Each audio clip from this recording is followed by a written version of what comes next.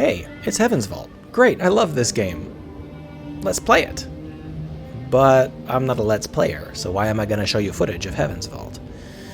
Well, Heaven's Vault uses techniques I have rarely seen, woven together in ways I've never seen. I think that this game has more power behind it than Inkle, the developers, really realize, because whenever they talk about this game and the way they created the dialogue, they never mention the things I see. So I'm going to talk about the things that I see. I'm going to talk about how I would like to see those things in other games, like a Mass Effect with Heaven's Vault's approach, Call of Duty with Heaven's Vault's approach. I think that this is a much more powerful and flexible approach than Inkle really knows. Or maybe they're just being humble, who knows. But in order to do that, I have to write a very tight little script and create a really tight little video that goes through all that stuff without wasting any time, and that's still not there. I have a lot of thinking left to do before I'm ready to do that. So instead, we're going to play through the entire game, and we're just going to talk about it continuously. And we'll cover things of big and small merit, and we'll talk about the thing I want to talk about and some things I will find out that I want to talk about halfway through the game. A lot of the things I'm talking about are going to be best experienced from the driver's seat, so I strongly recommend that you go play Heaven's Vault first. This game is a masterpiece, and I don't say that lightly, so you should at least give it a try. And then you can come back and we can play it together. The first thing to note is that this entire game is built around accepting game dev constraints. They've only got one voice actress, but because they only have one, they wrote the perfect dialogue and they found the perfect voice actress. Stories don't have tidy beginnings. The past is always present. If they'd had more actresses, then they wouldn't have been able to make it quite this tight and push it quite this far. But there has to be a spark. Something that brings the past to light.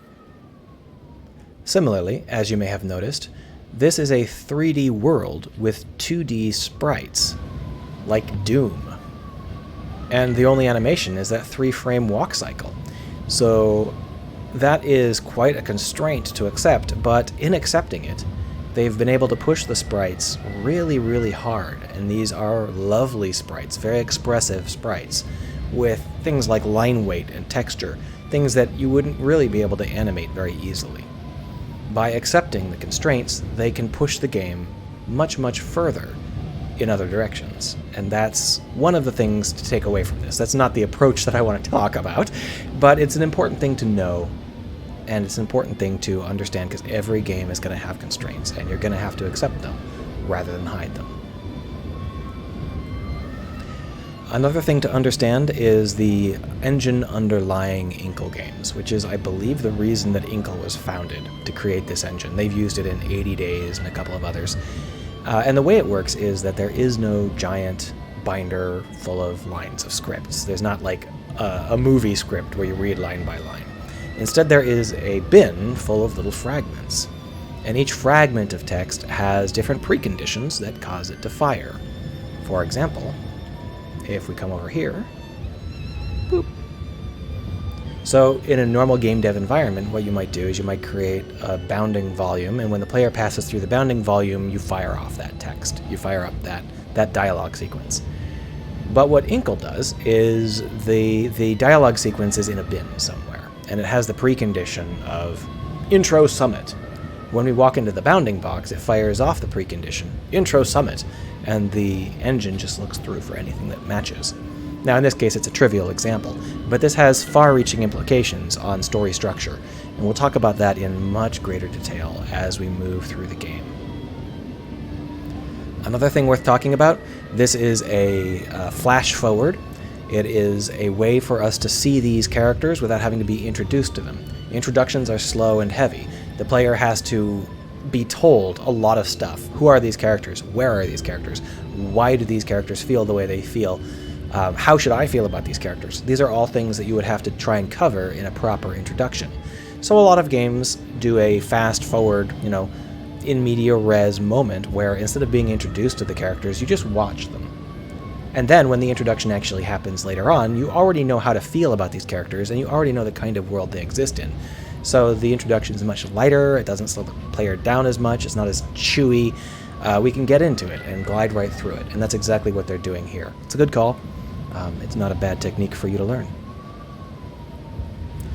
Now, in games like this, which are mostly dialogue, how can you show rather than tell? I mean, you can't really make the game do very much, so how do you show? Isn't it all telling? Well, no. Inkle is known for their writing, and I'm not saying that lightly. They are world-class. 80 Days, which was their previous game for mobile, won a ton of awards, and it was well-deserved. This game is written even better. Their basic technique for making sure that they show rather than tell is that their dialogue is always connecting rather than explaining.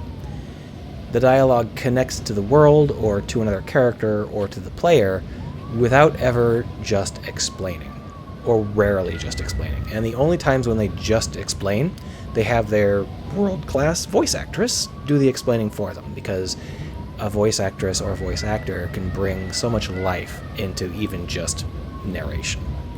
Here's an example. This line. Rather than telling us that this is an old place and that the mortar was put in later and stuff like that, they do a line which connects to it, and we get a feel for there was a time when that mortar was wet. There was a time when someone wanted to carve into it. There was, this is an old place, and we are viewing it as outsiders. All of these things come through without being told, because we are instead being shown. We're being connected to the world rather than being told about the world. This is a technique you can use. You do not have to be a world-class writer to do it. Just remember to do it, and I think it will improve most of your dialogue. This is our actual introduction. Since we already know how to feel about these characters, and we're already flowing in the game, this introduction will be a lot more lightweight than if it had opened here. If it had opened with this, it would have been hard to get into. It would have been very, very chewy, and it would have been tough to swallow. But because we had that intro sequence, we're ready to kind of learn who these characters actually are and get our story underway. Now, the dialogue sequence here is full of meaningless choices. Meaningless choices are simply choices that don't have any effect down the line. But they do have a strong effect on us in terms of what we feel. So, for example, and who are you? What I am doing as a player is I am setting up these two characters as being interested in each other. I am setting up Alea as wanting to know more about this robot, being interested in this robot, and being a little confused by the fact that the robot doesn't seem to have any interest in things like a name. This is important because it changes how the player feels about the situation, even if it doesn't change the situation itself. That is a really powerful and basic technique, and is one of the things that's missing from similar games such as Oxenfree or Consortium. We'll talk more about the differences between those games and this game later on, but I want to make it clear, this is not a situation where I haven't played games that do this sort of thing. It's a situation where this sort of thing has never been this polished before. So what we're going to do is talk at more great length about this sort of thing. But basically, what we want to set up is the mechanics behind how all of this dialogue unfurls. Every kind of dialogue has different kinds of weight. The player will think at different kinds of levels. So here you can see we're just getting generic question, reply, reply options. That tells us, as the player, that these are not critical dialogue elements. This is small talk. And we can just stop talking. We can just, go away and not respond if we want. That will allow us to have a lot of freedom to choose how we, the player, feel about this story and how we are projecting ourselves onto the main character. And we don't have to worry about whether or not we're making choices that are in character or out of character, because the choices we're making are unimportant. They might be unimportant to the actual narrative, but they're very important to how we perceive the narrative.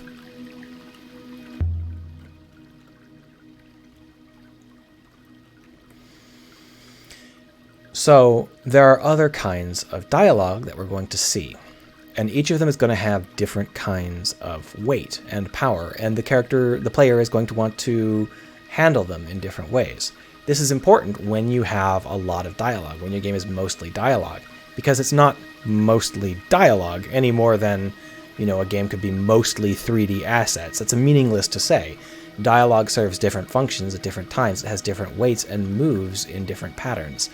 This is a really important thing to understand if you're creating a ton of dialogue.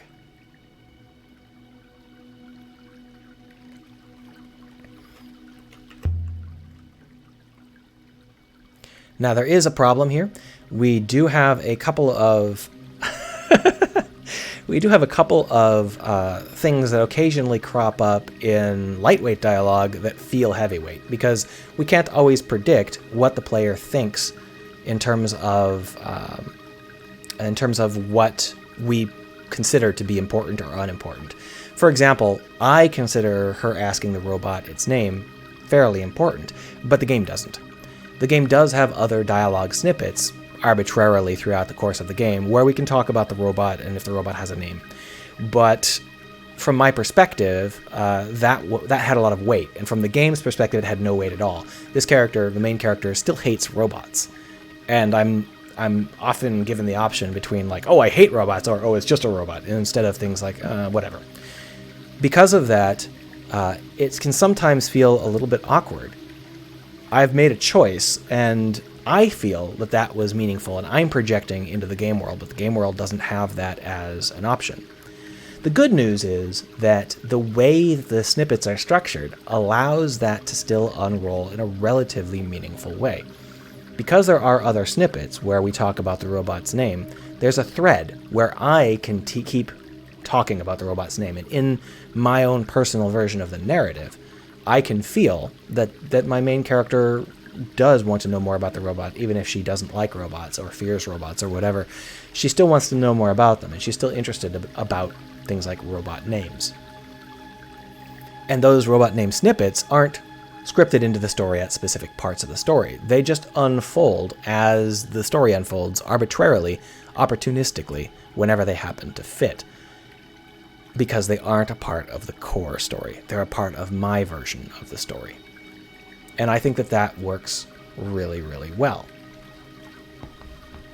Here's an example of a tutorial dialogue where it's presented in a way that might be, it might feel heavyweight. We got these options, and that makes it feel like it's important. But obviously, it's just teaching you that you can make choices.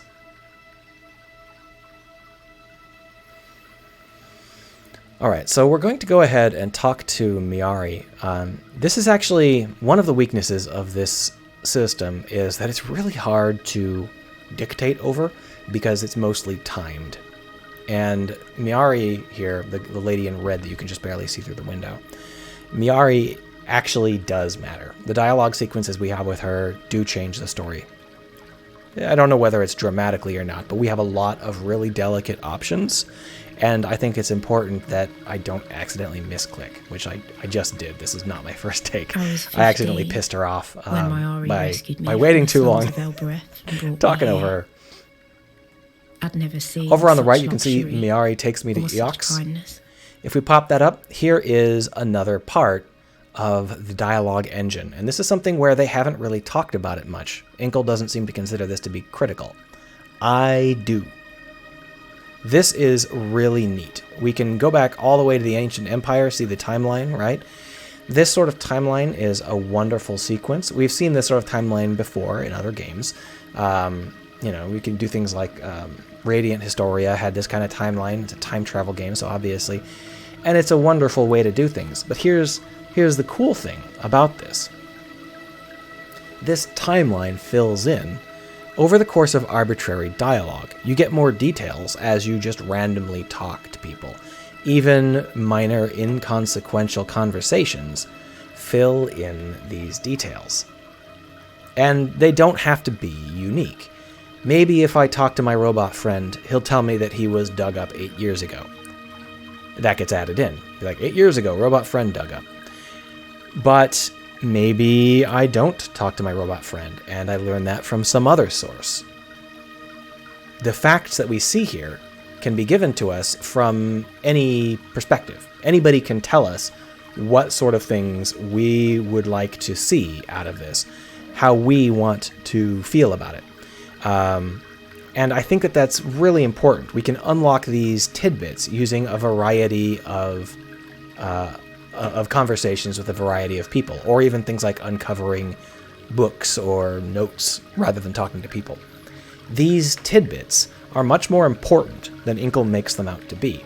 These are critical to organizing your story and your dialogue, because these are the preconditions.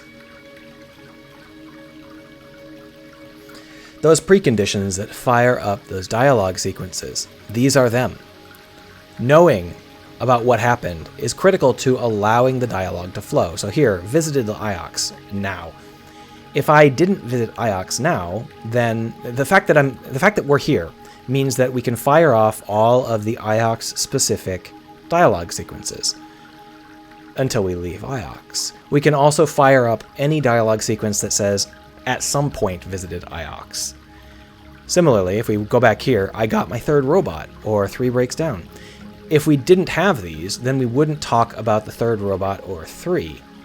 But if we do have them, then we can unlock those preconditions. Now, in this case, it's a trivial precondition, right? These are already preceded in, so we always know that these exist. But we'll see this crop up again and again, and I'll pull it to the front again and again, because the point is these preconditions can be given to us at any time via any means. It does not have to be one-to-one. This specific dialogue unlocks this specific tidbit of information. We can get this information from any source.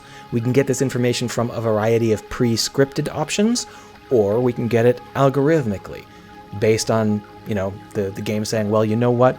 We need this character to know that 3 broke down, so we're going to just have them discover a receipt that says that 3 broke down, because they missed all of the opportunities to get that via other means. Or maybe they don't like talking to people. This player likes to discover stuff but doesn't like talking to people. Well, then we'll let them discover these things and fill in that through discoveries rather than conversations.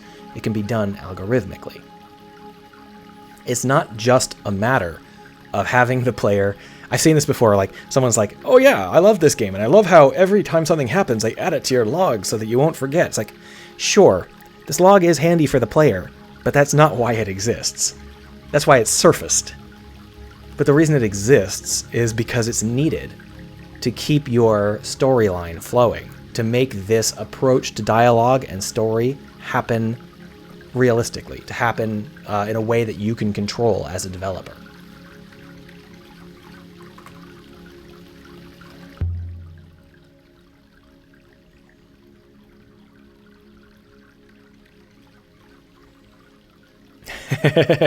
One of the things that might not be clear the first time through this game is that there seems to be a strange number of robots that we keep getting, and it's not clear until later on that she's giving us these robots for a reason. We're the only Ioxian that's constantly being approached by a robot, even though we keep breaking them and selling them.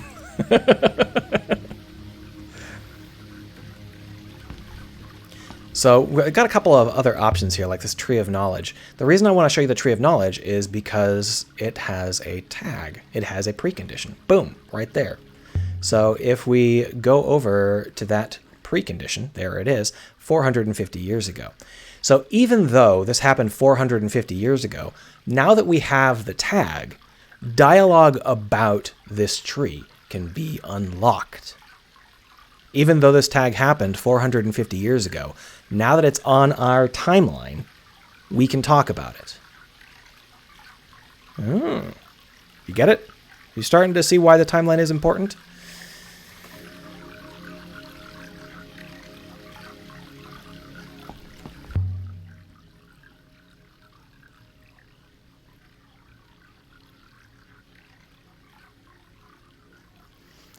All of this is establishing the world. We're talking about the fact that this particular moon, whatever that means, is dry and doesn't have very much water. But as you can see, there's actually a ton of water. That's like a lake down there, and there's water coming down the waterfalls. This is a good way to tell us that this is an extremely rich environment. The water here is being wasted. Whereas when I went outside on the moon, there was no water. It was once lush, but it's no longer lush. Now I've got to focus a little bit. I don't want to accidentally screw up Miari's progression again.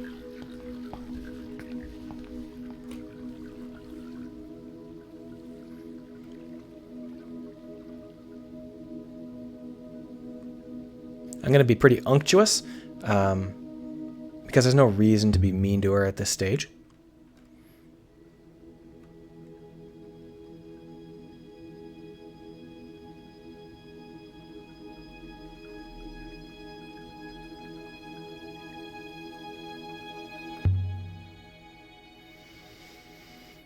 So for here, what we're doing is we're connecting these two characters using dialogue, but they're not talking straight. I could talk about this more, but if you're going to talk about this, then you might want to just view the Life is Strange session I did, because I talk about it in great detail. It's the same kind of technique they use for their dialogue. While they're doing a exposition, they're also setting up things like characterization and some mysteries that we have to unlock. Like, we still don't know anything about Janiqua, but we feel that there is a problem there. Oh, here's a sub-game. This is a mini-game that has a really, really unique role that I don't see very often. If you've never played the game through, you might not realize what's going on here. But basically, we're being asked to translate this ancient language. And as we get to know more and more of the ancient language, we'll get more hints, and words down here will be properly translated instantly. But this is a soft pacing game. By that, I mean that it doesn't matter whether you get it right or wrong. From the perspective of the player, it does, because we will learn a little bit more about the world, but inside of the game, it doesn't matter how bad you are at this translation, because eventually, all of your translations are vetted, and they'll be like, oh yeah, that was correct, or oh no, that's not the right word, try again. And you'll get to work it out in the long run either way. The reward and penalty for this game is extremely soft. The only real reward is that you know more or less. As a pacing mechanic, this is an excellent minigame because it doesn't require you to do it right, but it still urges you to do it right. Now, initially, this game may feel a little bit annoying because on my first playthrough, I didn't realize that it was low stakes until much later. I was like, oh no, if I get it wrong, like, am I going to miss out on something? And no. This game is full of illusions. A lot of the things that appear to make a difference don't, which is, I think, a weakness. It's one thing I don't like very much, but you can see why you'd need to do that, because if everything mattered, then the game would be a nightmare to actually create. Still, I was initially like, I'm not sure I like this. It feels iffy. But now that I understand how it actually works, it feels like Rubik's Clues.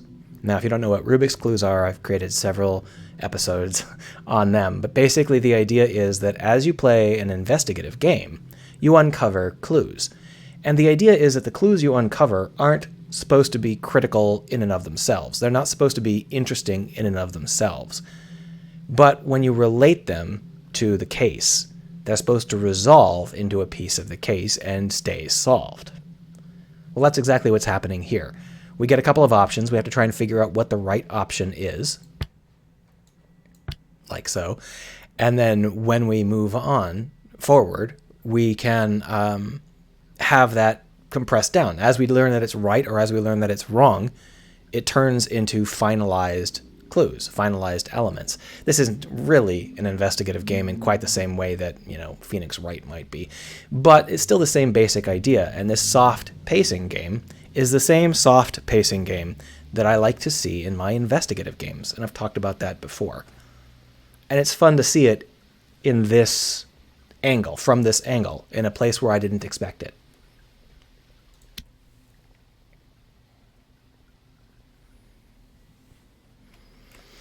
Now, Miari gave me a brooch just now, in the future apparently. Again, this is a tag. When I move forward, all of the dialogue that requires that Miari gave us a brooch can happen. Now, every single playthrough, Miari is going to give me a brooch. There's never going to be a playthrough where Miari doesn't give me a brooch. But we can still divide dialogue into pre-Miari gave me a brooch and post-Miari gave me a brooch sections using the preconditions. This is no, I wouldn't say it's an easy way to divide dialogue chunks, but it's a critical way if you are writing in terms of this loose form, because you're going to have stuff that only makes sense after this phase, so you can dump it into the bin after this phase. Now, the way that Inkle does it is really heavy-handed. I've seen their exact code in terms of what they've shown other people. I haven't actually looked at their code base, but their preconditions are like giant blocks of text. I think that there is an opportunity to really simplify that, because this is all your preconditions, right? So if you're creating a game, well, then this is your editor right here. And if you write some text, you know what you do? You tag something here and you drop the text in. And therefore it happens, after or before this particular thing. And there are a lot of other, kinds of tags. That's not enough. But you can really start to divide up and bin your dialogue based on the things that it's related to. And that will make it easier for you to debug it, easier for you to see it, and easier for you to understand how it works, in theory. I'm sure Inkle has plans for something like that, or did that. Maybe it didn't work for them, but I have a feeling that the reason they're still using their text editing setup is just because that's how they've always done it. I think that moving forward into other genres, an editor with a visual component would be a really good idea, because it's really hard to keep just thousands and thousands of random bits of text organized.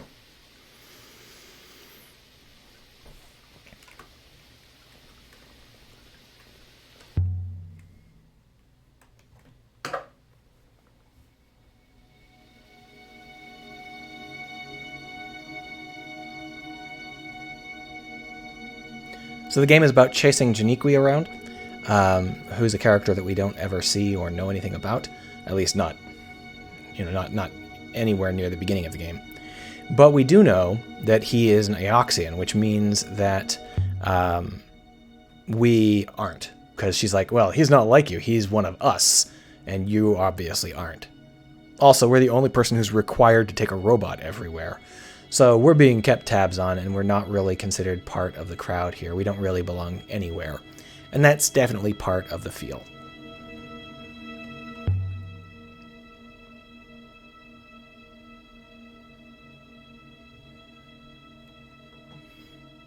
Since we treated her right, instead of pissing her off like I did last time, she'll talk about some of the things that wouldn't have been covered, like the fact that this robot's going along.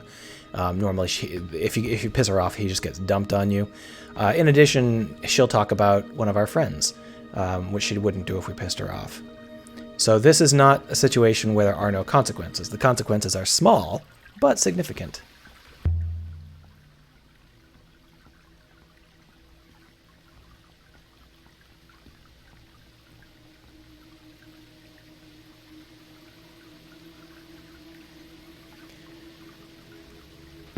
And she's saying that he's beneath him, which is funny because he's actually the only Eoxian I like. The rest of them are shits, including this lady here. But we'll get to that when we get to that. All right, so now we're back in control. We're going to go through this one little piece of dialogue where we talk to the robot and see whether or not this robot ever did anything. And there we are. That's it. I believe he activated me. That's absolutely critical information. But you know what? It's not added to our list of information. There's no tag here telling me that that what's-his-face was activated by the guy we're searching for, which is an interesting choice. It means that what we've got here is a bunch of tags that don't actually tell the whole story. We don't get this incredibly important piece of information listed here. Yeah, it's incredibly important that the person we're looking for activated the robot that we are currently searching with. That is a core piece of information, and it's not on this list, because this list isn't complete. It's only as complete as it needs to be in order to serve organizing the story. At least, that's my take. It could also be that they didn't want to add it because it would be too obvious or something, but in the end, that's the sort of detail that isn't really minor. I mean, that's something where I was like, whoa, that's important. And I didn't see any pop-up on the corner. I was like, wait, that's not being added to the log? And sure enough, it is critically important. And it wasn't added to the log. Interesting choice. Fun little detail. But the point here is that you do not have to add absolutely everything into your timeline. Just the things that you're going to be talking about. Anyway, what we're going to do is stop for today. My voice is pretty much going, and this has been half an hour long. We're going to talk a lot more about this some other day. Let me know what you think of this sort of approach and what sort of things you think about this game. But keep in mind that we haven't even started to talk about why this approach is so powerful. We've just talked about how it works. It's going to be a little while before we start to see the results of organizing things like this. And they're not quite the same results that Inkle focuses on when they talk about how you organize things. So probably just noticing different things than Inkle does, but I can't wait to get to that stuff. I'll see you soon.